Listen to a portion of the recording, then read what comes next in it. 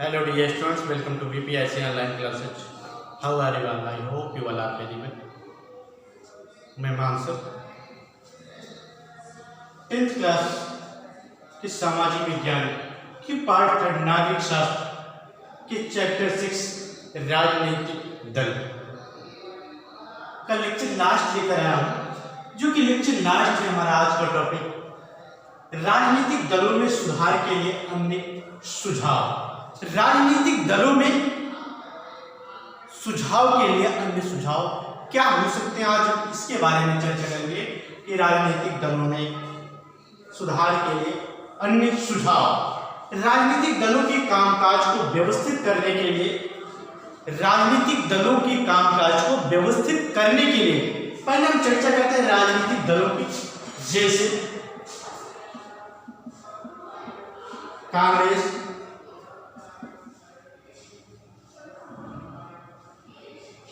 भाजपा, बसपा, तृणमूल कांग्रेस। इस यहाँ पे 4 राष्ट्रीय पार्टियां ली गई है, 4 राष्ट्रीय पार्टियों को लिया गया है। तो यह कहा गया कि राजनीतिक दलों के सुधार के लिए अन्य सुझाव क्या हो सकते हैं, इसके बारे में हमें भारत की 4 राष्ट्रीय पार्टियां हैं, तृणमूल कांग्रेस, बसपा, भाजपा, कांग्रेस। ये 4 बड़ी पार्टियां हैं, 4 बड़ी पार्टियां हैं। इन दलों में सुधार के लिए अन्य सुझाव क्या हो सकते हैं, इन सुझावों के बारे में हम चर्चा करेंगे। जैसे राजनीतिक दलों के कामकाज को व्यवस्थित करने के लिए कानून का निर्माण करना चाहिए। राजनीतिक दलों में सुधार करने के लिए राजनीतिक दलों के आंतरिक कामकाज में सुधार करने के लिए एक कानून का निर्माण किया जाना चाहिए। सभी सदस्य अपने अपने सदस्यों को सूची रखें। जितने भी यहाँ पे राजनीतिक दल हैं, सभी दल अपने सदस्यों की सूची रखें और संविधान का पालन करें। सभी सदस्य अपने अपने सदस्यों की सूची रखें और संविधान का पालन करें। जिसे यहाँ पे कहा गया दलों में सुधार के लिए अन्य सुझाव क्या हो सकते हैं, सुझाव देना है कि सुझाव क्या हो सकते हैं। जैसे यहाँ पे कांग्रेस बड़ी पार्टी है। इस चुनाव में जो पैसा खर्च होता है, इस पैसे आय और व्यय का ब्यौरा भी देना होता है।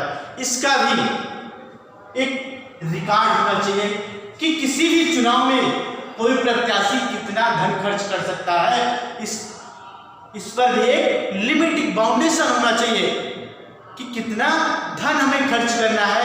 इसके ऊपर भारत निर्वाचन आयोग के द्वारा इस पर भी कोई कानून बना करके लाना चाहिए कि कोई भी प्रत्याशी फिजूल के पैसे, फालतू के पैसे नहीं खर्च करेगा। इस पर भी रोक लगाना चाहिए। यहाँ पे सुझाव की बात कही गई है कि राजनीतिक दलों के लिए अन्य सुझाव क्या हो सकते हैं। जैसे यहाँ पर जितनी पार्टियां हैं, चुनाव आने के बाद ये पार्टियां अथाह धन खर्च करती हैं। जैसे कोई रैली या कोई पंपलेट, बैनर, पोस्टर इत्यादि चीजों में ये अपने चुनाव प्रचार में अथाह धन खर्च करते हैं। तो भारत निर्वाचन आयोग को इस पर भी रोक लगाना चाहिए कि कोई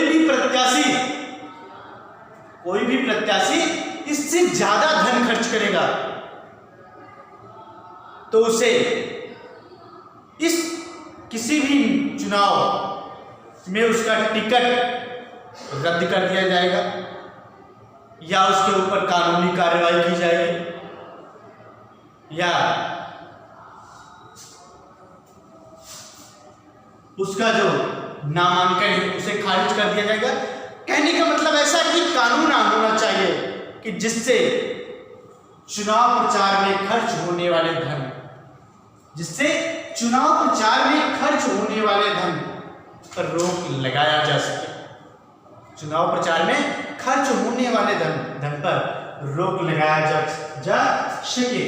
तो कांग्रेस, भाजपा, बसपा, तृणमूल कांग्रेस, ये पार्टियां चुनाव आते ही एक संघनाद रैलियां करना स्टार्ट कर देते हैं, अथाह धन खर्च करना स्टार्ट कर देते। इस पर रोक लगाने के लिए भारत निर्वाचन आयोग इन पार्टियों के ऊपर जो अथाह धन खर्च किया जाता है, इस पर रोक लगाना चाहिए। हमें सुझाव देना चाहिए कि पार्टियों को आय से, कुछ पार्टियां ऐसी है जिनकी आय कम है, आय से अधिक धन प्रचार प्रसार में खर्च करते हैं, तो इस पर रोक लगाना चाहिए। इसका जो सेकेंड पॉइंट है, सभी दल अपने सदस्यों को सूची रखें और सभी दलों को एक खुली छूट होनी चाहिए। सभी दलों को खुला निर्विवाद चुनाव कराएं। भारत चुनाव आयोग सभी दलों के सबसे बड़े पद के लिए खुला एवं निर्विवाद चुनाव कराएं, जिसमें कोई विवाद ना हो। इन समस्त व्यवस्थाओं को अनिवार्य किया जाना चाहिए। इन समस्त व्यवस्थाओं को, जितने भी बड़े चुनाव के पद हैं, उन पदों को खुला और निर्विवाद होना चाहिए। खुला और निर्विवाद होना चाहिए। जितने बड़े चुनाव हैं उसे खुला और निर्विवाद से भारत निर्वाचन आयोग को खुला और निर्विवाद कराना चाहिए। इन समस्त व्यवस्थाओं को अनिवार्य किया जाना चाहिए कि आय से अधिक किसी भी प्रचार प्रसार में धन ना खर्च हो। इसका जो सेकेंड पॉइंट है, महिलाओं के लिए आरक्षण। महिलाओं के लिए आरक्षण।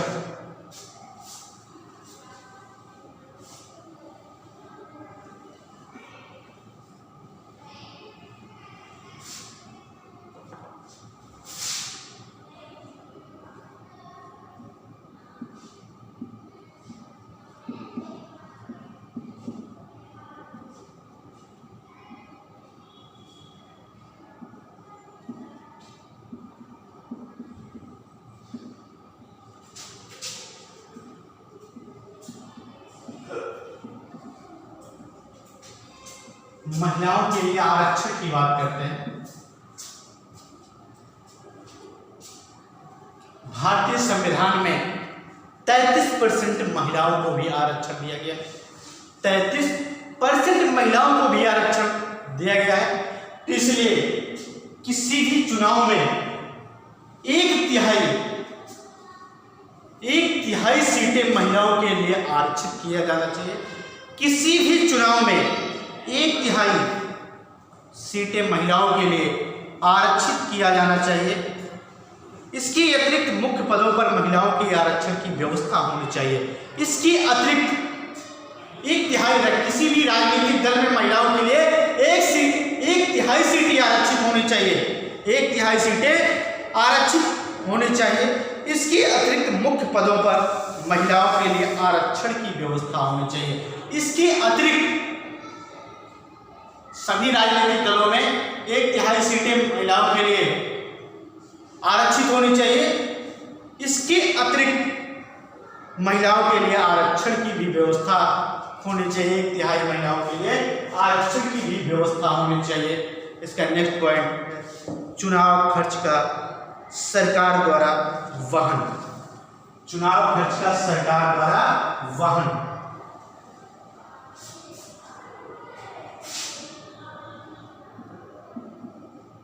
चुनाव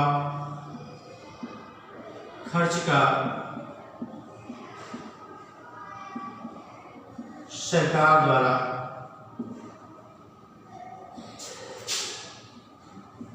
वहन। चुनाव खर्च का सरकार द्वारा वहन। यहां पे चुनाव में जो खर्च होता है,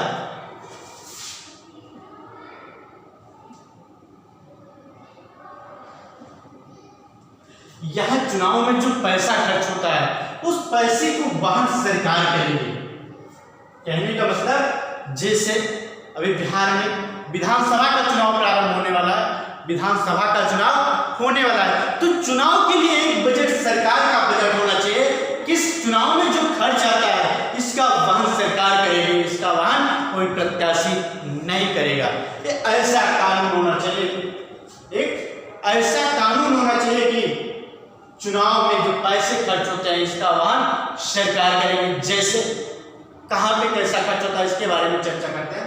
जैसे कोई भी चुनाव होता है तो उसमें कुछ राशि नामांकन में लगती है, कुछ राशि सरकार के अकाउंट में अर्थात नामांकन के लिए जिसे हम पर्चा दाखिला कहते हैं उसमें जमा करना पड़ता है। तो ये सारे जितने भी खर्च हैं, जो सरकारी खर्च है, जो किसी व्यक्ति को प्रस्तावक के रूप में जो जितने भी खर्च देने पड़ते हैं हमें, वो सारा वहन लोग खर्च सरकार स्वयं वहन करे, सरकार स्वयं वहन करे। उसके साथ साथ चुनाव में जितनी भी गाड़ियों की आवश्यकता पड़ती है, जितने भी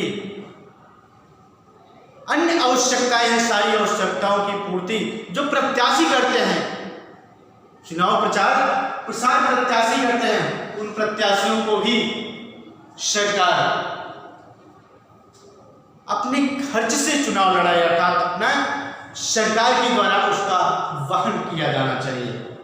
सरकार के द्वारा पैसा उपलब्ध कराया जाना चाहिए। यह धन नकद के रूप में या पेट्रोल, कागज, फोन आदि सुविधाओं के मद के रूप में हो सकता है। यह धन, जो वाहन धन की बात की गई है, यह धन पेट्रोल, कागज, फोन आदि सुविधाओं के मद के लिए हो सकता है। इसमें राजनीतिक दलों के क्रियाकलापों में पारदर्शिता आएगी। इसमें राजनीतिक दलों के क्रियाकलापों में जो है पारदर्शिता आएगी। इसका जो नेक्स्ट पॉइंट है, राजनीतिक दलों पर जनता द्वारा दबाव।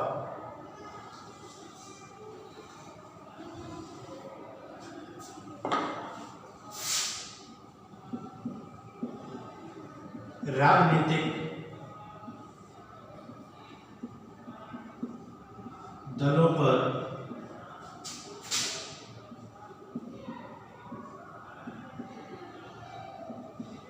जनता द्वारा, राजनीतिक दलों पर जनता द्वारा दबाव व स्वच्छ छवि के लोगों को चुनावी प्रक्रिया में भागीदारी, व स्वच्छ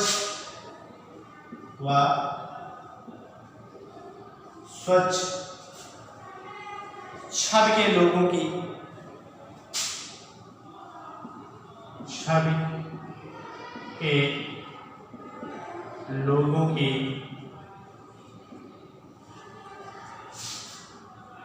चुनावी प्रक्रिया में भागीदारी,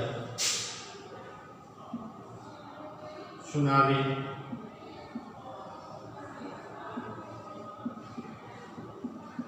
प्रक्रिया में भागीदारी।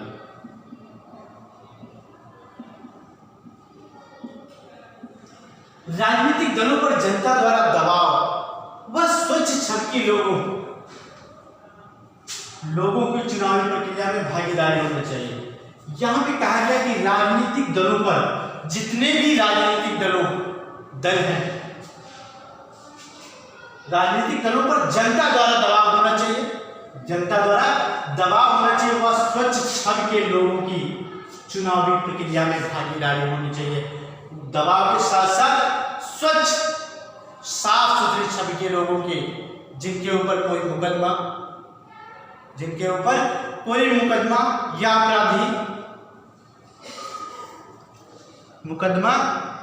अपराधी न हो, साफ छवि के लोग होने चाहिए।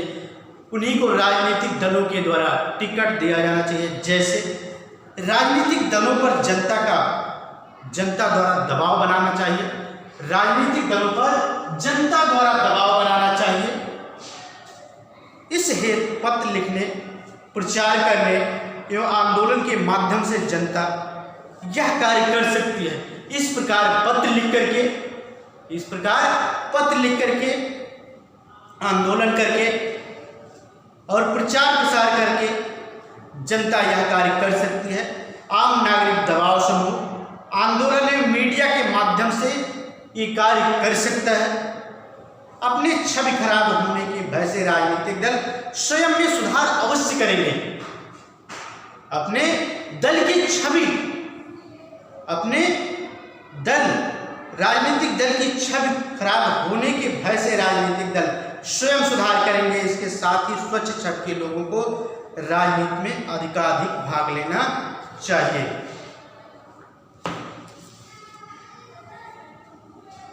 जितने भी दल हैं अपनी छवि खराब होने के डर से, अगर जनता के द्वारा प्रचार प्रसार अर्थात आंदोलन किया जाएगा कि साफ और स्वच्छ छवि के लोगों को टिकट दिया जाए, तो जितने भी राजनीतिक दल हैं वो राजनीतिक दल अपने अपनी खराब होने की छवि की वजह से वो साफ छवि के लोगों को टिकट देंगे, अर्थात चुनाव लड़ने के लिए चुनाव लड़ाने का प्रयास करेंगे कि एक साफ सुथरे छवि के लोगों को टिकट दिया जाए। Thank you class. Stay home and be safe.